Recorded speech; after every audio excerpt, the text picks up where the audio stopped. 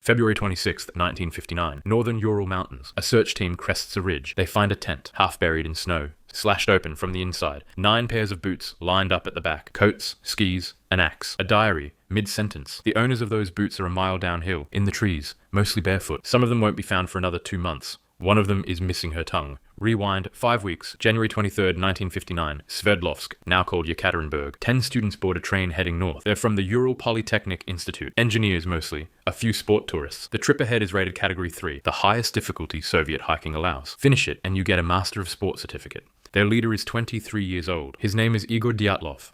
Radio engineering student, built his own shortwave receiver in high school. Calm, quiet, methodical, the kind of guy you would let plan a 200-mile ski trek through the winter Urals. Destination, Mount Ototen. People say Ototen means don't go there. It doesn't, just a scary name. January 25th. They reach the village of Vizhai, last settlement on the route. Past Vizhai there is nothing. Snow, forest, reindeer trails, frozen rivers. They sleep one night in a workers' barracks. January 27th. 10 of them ski off into the trees. They will not all come back. 2 days in, one of them turns around. Yuri Yudin. Crippling joint pain. He shakes Igor's hand, hands over a small stack of photographs, watches his 9 friends ski north. He will live until 2013, the only one of the original 10 to die of old age. The remaining 9. Igor Dyatlov, leader. Zinaida Kolmogorova, Yuri Doroshenko, Lyudmila Dubinina, Rustem Slobodin, Yuri Krivonishenko, Nikolai Thibault-Brignol, Alexander Kolovatov, and Semyon Zolotaryov, a war veteran, late addition to the group. Most of them had only met him at the train station. We know what happened next because they kept a diary.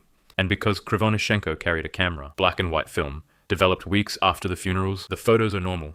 Skis stacked against pine trees, boots drying around a small black stove. Lyudmila Dubinina laughing in waist-deep snow, a man in goggles, frost in his beard. These are the last casual photographs of 9 people alive. January 31st.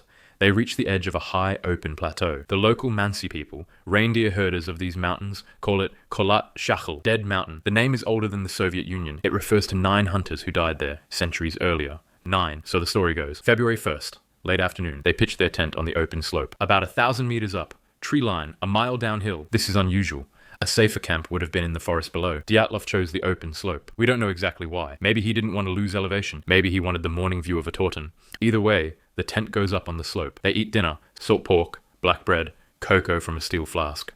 Someone writes the last entry in the group diary. They even make a joke newsletter. They call it The Evening Ototen. One mock headline reads, "From now on, we know that snowmen exist." Then a final photograph, time-stamped late evening. It shows almost nothing. A few dark figures, a smear of light from a flash. Then the diary stops. The film stops. The hikers stop being heard from. Sometime between 9 at night and midnight. Something happens. We don't know what. We only know what they did about it. All 9 of them cut the tent open from the inside. Not the door. The wall.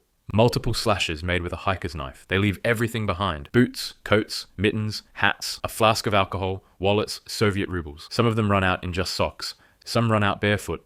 Outside it is roughly minus 25 Celsius. With the wind chill, it feels even colder. They run downhill, toward the trees, a mile away. Their footprints survive in the snow, for weeks. Investigators count 8, maybe 9 sets. The prints do not show panic. They walk.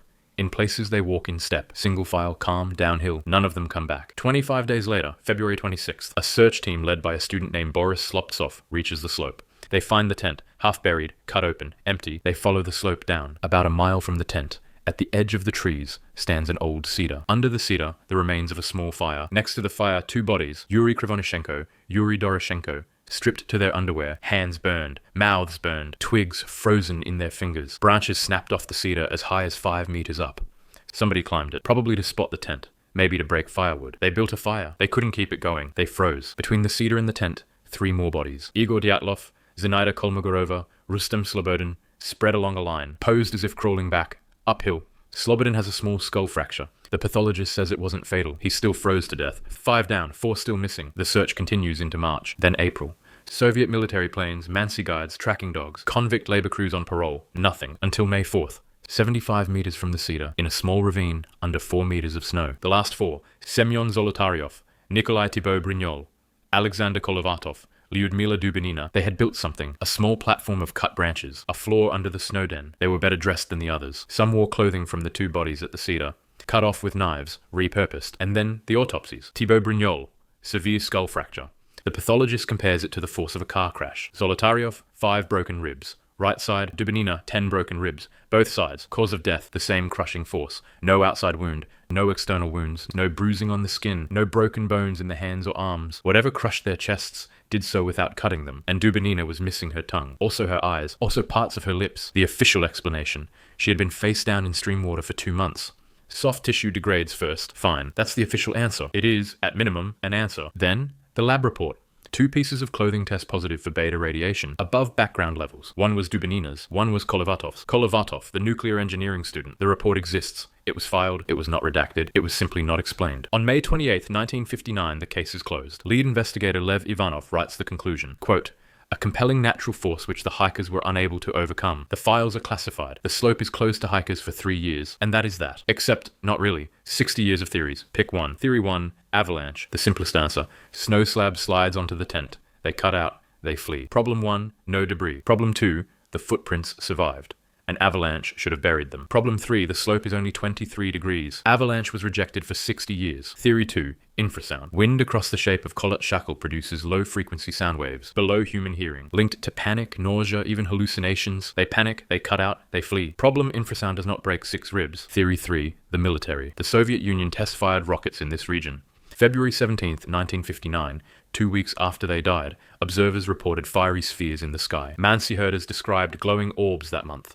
Radiation on the clothing, chest injuries with no skin wounds, the classified file. One secret rocket test gone wrong could explain all of it. Problem, no crater, no debris, no paper trail. Theory 4, the Mansi, the local indigenous people.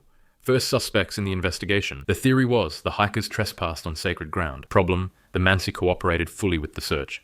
No foreign footprints near the tent. Only the hiker's own. Theory 5, a Yeti. Yes, really, this was an official theory. The evening Otortin had joked about snowmen the night before. Frame 33 of Krivonishenko's camera shows a blurred, dark figure in the trees. Probably another hiker. Almost certainly another hiker. But the photo is still in the case file. Theory 6, katabatic winds. Downslope winds that can hit hurricane force without warning. Could explain blowing the tent. Doesn't explain the chest injuries. And finally, the modern slab avalanche. 2021. 2 scientists in Switzerland, Johann Gohm, Alexander Puzrin. They publish a peer-reviewed study. They argue a slab avalanche is possible at 23 degrees. Under specific conditions, the hikers had cut into the slope to level a platform for the tent. This left an unstable shelf of snow above them. Hours of overnight wind loaded more snow onto the shelf. Around 1 a.m., the slab releases. Not a roaring wall. A slow, heavy, compacted shove. Heavy enough to fracture ribs through a sleeping bag. Quiet enough to leave no debris visible by morning. The hikers, 3 of them seriously injured, cut their way out and tried to reach the trees. In 2020, the Russian Prosecutor General's office closed the case. Avalanche. Conclusion, avalanche. The Gohm-Puzrin model arrives the next year and supports them. Major newspapers run the headline, Dyatlov Pass solved. It is not really solved, because the avalanche model doesn't explain the radiation, or the missing tongue, or the burned hands at the cedar, or the calm, in-step footprints downhill, or why Category 3 hikers fled into minus 25 Celsius without grabbing a single pair of boots. It explains some of it, most of it even, but there's always a few details left at the bottom. Yuri Yudin, the one who turned back, spent the rest of his life on the case, attended every memorial in Yekaterinburg. He pored over every theory, wrote letters to investigators. He had identified his friends' bodies in the morgue. At age 21, he died in 2013, age 75. He once told a reporter that if he could ask God one question, it would be what really happened to his friends. He never got an answer that satisfied him. The pass is now named after Igor Dyatlov. Every February, a small expedition retraces the route. There's a small plaque at the cedar. The lower branches are still broken. 67 years later, 9 experienced hikers cut their way out of a tent and walked into a blizzard. We have a theory. We do not have an answer.